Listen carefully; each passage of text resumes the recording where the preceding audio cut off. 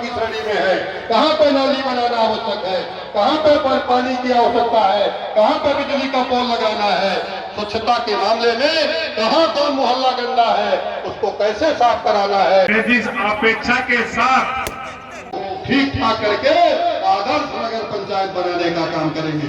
यही मैं आपसे विश्वास दिलाते हुए अपनी बात समाप्त करता हूँ। बोलो भारत माता के, भारत माता के। बहुत बहुत मोहम्मद नईम और फैसल खान और पुष्प की पंखुड़ियों से अल्पसंख्यक समाज अपनी खुशी का इजहार करना चाहता है, इसलिए एक बार जोरदार तालियों से हम सब उनका स्वागत करें। मित्रों, जो लोग कहते थे कि भारतीय जनता पार्टी के साथ मुसलमान वर्ग नहीं रहेगा, उनको ये तस्वीर दिखा दीजिएगा। और इस सब के पीछे जो इसके पुरोधा हैं, आदरणीय अविनाश चंद्र द्विवेदी जी, जो इन सब के करता धरता रहे हैं। मित्रों, एक बार इस खुशी के क्षण पर उनके लिए भी हम सब जोरदार तालियों से उनका भी आभार व्यक्त करें। मित्रों,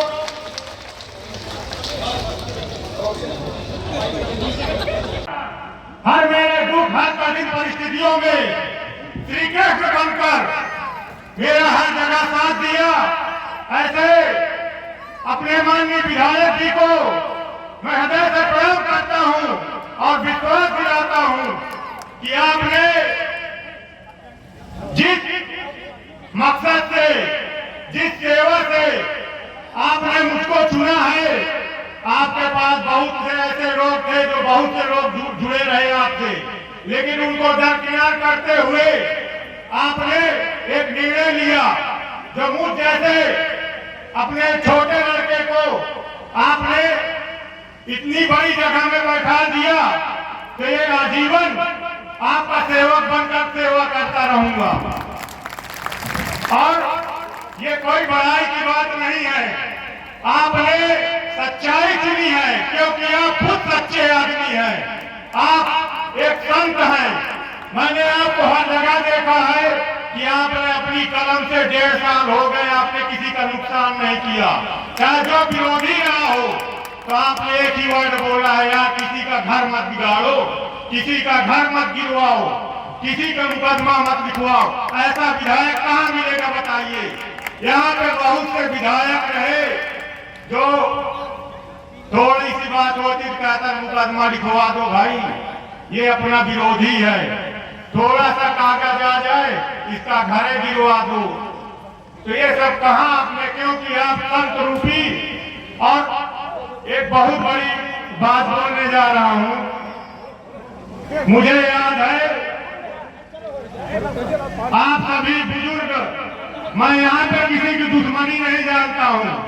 मैं जब 10 साल का था तब मुझको मेरे परिवार ने, आप लोगों ने यही बताया, ये चाचा है, ये दादा है, ये मामा है, ये भाई है।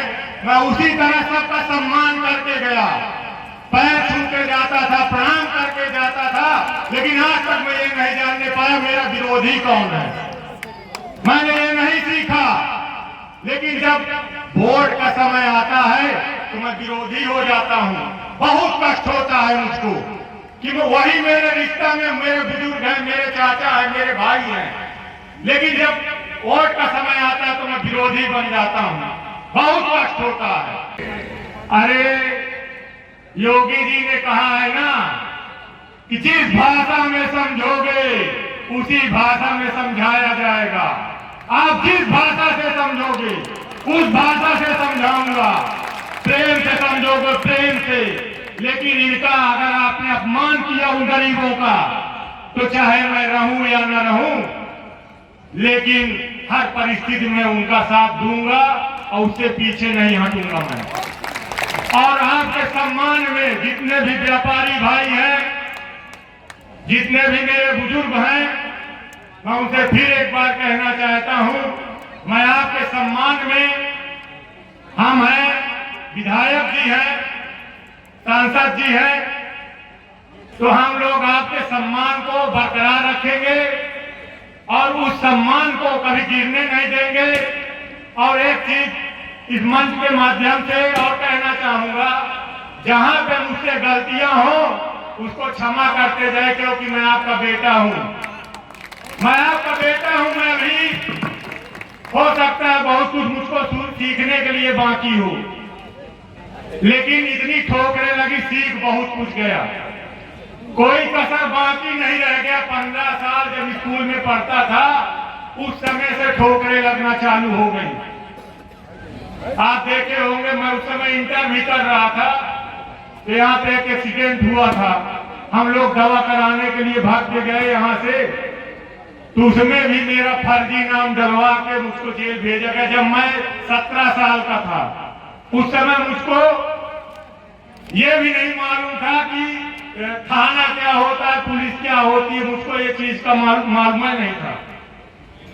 लगातार हमको ठोकरें ही मिलती रही, लेकिन हमने किसी को अपने जवान से ये नहीं कहा कि क्यों भाई ऐसा क्यों कर रहे हो, क्योंकि ऊपर वाला देख रहा था और हर मुकाम में साथ दिए।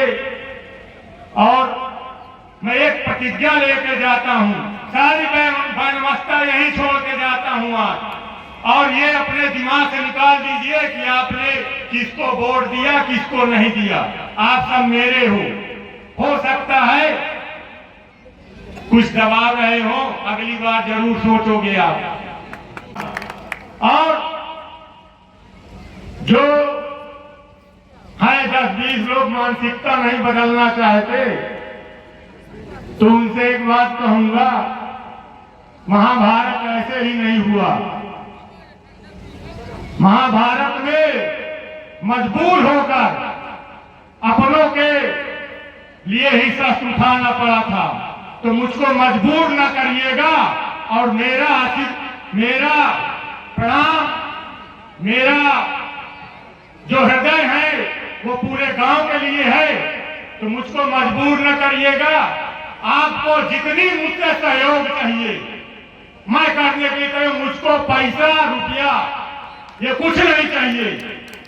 और आपने देखा भी होगा, तमाम लांछन भी लगे मेरे ऊपर कि बहुत पैसा कमा लिया, बहुत रुपया कमा लिया। मैं 16 साल का था, ठेकेदारी स्टार्ट किया, उसको आप नहीं देखे। कितना मेहनत इस हाथ से मैंने अपने फावड़ा तक चलाया है। सौगंध है मुझे, फावड़ा करके पैसा कमाया, चोरी चमारी नहीं की कभी। जो पैसा आया भी, जो बचे, जो काम करवाने मिलते थे, उनको भी मैं दवाई दर्पण में, आदमी जितने गरीब थे बर ब्याह में, उनको भी लगाता चला जाता था। कभी पैसे के बारे में सोचा ही नहीं। पैसा क्या करना है, इज्जत आप दे दिए, आपके लिए कर रहा हूं, आपका पैसा है, आपको जा रहा है। तो एक जो मानसिकता है उसको बदलकर, मैं आपका लड़का हूं, आपका बेटा हूं, आपका भाई हूं। आप मुझसे जो भी काम लेना चाहें, मैं पूरी ईमानदारी से, पूरी निष्ठा से आपके साथ रहूंगा। और जिन लोगों के आवास आ गए हैं, उनका आवास मिल गया, बहुत से बहरूपिये घूमने लगे कि 20,000 दे दो, 25,000 दे दो, हम करवा देंगे। तो मेरा नंबर है, उसको नोट कर किसी को 25 पैसा का ढेला न दीजिएगा। आपको 25 पैसा नहीं ढेला देना है। और मैंने वहां पे ये भी कहा था, शादी ब्याह में लगाऊंगा, तो मैं ये बताना चाह रहा हूँ, ठेकेदारी करूंगा, चोरी नहीं करूंगा। ठेकेदारी में पैसा बचते हैं, 10%, 5% बचते हैं। वो पैसा मैं आपके शादी ब्याह में लगा दूंगा, उसके लिए आप ना कहिएगा। मैं आपके बीमारी, आपके दवाई दर्पण में उसको लगा के खर्चा करके चला जाऊंगा। मुझको क्यों नहीं चाहिए, कुछ नहीं चाहिए, क्योंकि मैं एक संत के साथ हूँ। माननीय विधायक जी 1.5 साल हो गए, उनसे मुझको कोई कष्ट नहीं है, क्योंकि वो मजबूर हो जाते हैं। कोई परिवार से लड़ता है, कोई रिश्तेदार लड़ता है, कोई कुछ लड़ता है, लेकिन उनकी मजबूरी हो जाए। लेकिन आत्मा मेरे साथ रहती है उनकी। वो कहीं न कहीं सोचते हैं, वो कहीं न कहीं सोचते हैं कि ये हमारा लड़का है, हमारा सम्मान 20 साल से करता चला आ रहा है, तो कहीं न कहीं पीड़ा उनको होती है। लेकिन जो चंद लोग हैं जो जिनकी मानसिकता बन चुकी है, जो 10, 15, 20 लोग गिनती के हैं इस गांव में, उनकी एक मानसिकता है, क्योंकि उनका सिर्फ एक मकसद है कि इनको गिराओ, कैसे भी गिरे। वो लड़के जीतना नहीं चाहते हैं, वो सिर्फ गिराना चाहते हैं। अरे आप गिरने दोगे क्या? आपका आशीर्वाद है, आप कभी गिरने दोगे? आप वोट नहीं दोगे, लेकिन आशीर्वाद तो मेरे पास है।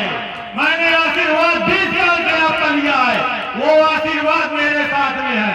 वोट मिले या न मिले, आशीर्वाद तो मेरे साथ है। और जिसके पास आशीर्वाद होता है उसका कोई कुछ नहीं कर सकता। ये आपने बता दिया है, आपने ये बता दिया, सिखा दिया। लोग कहते थे चौथे नंबर पे जाऊंगा, लोग कहते थे चौथे नंबर पे जाऊंगा, मुझको तरह तरह के तानाएं भी सुनने पड़े। आप ये बता दीजिए, कभी मैंने क्या तुमसे तय किसी को कहा है आज तक इस गांव के अंदर? कभी नहीं कहा, चाहे जिस जात का रहा हो। मैंने सिर्फ एक मेरी मानसिकता रही है कि मेरा गांव एक रहे, खुशहाल रहे, हम रहे या ना रहे, लेकिन कम से कम ये तो रहे कि ये अमित शाह यहाँ गलत करके नहीं मरा, सिर्फ अच्छा ही किया है। मेरे कलम से प्रधान भी रहा मैं, प्रधानी टाइम में बता दीजिए कभी किसी का एक पैसा का नुकसान हुआ हो। और एक यहाँ पे इस समय कुछ लोग मानसिकता के ये भी हैं कि जो बेचारे गरीब हैं वो वोट शायद उन्हीं को भी दे दिए हो, धोखे से दे दिए हो या दबाव में दे दिए हो, लेकिन उनको जा जा के धमकाया जा रहा है। अभी भी वो मानसिकता नहीं बदले हैं। वो कह रहे हैं हमारे खेत में शौच करने जाओगे तो लाठी लेके दौड़ा लेंगे।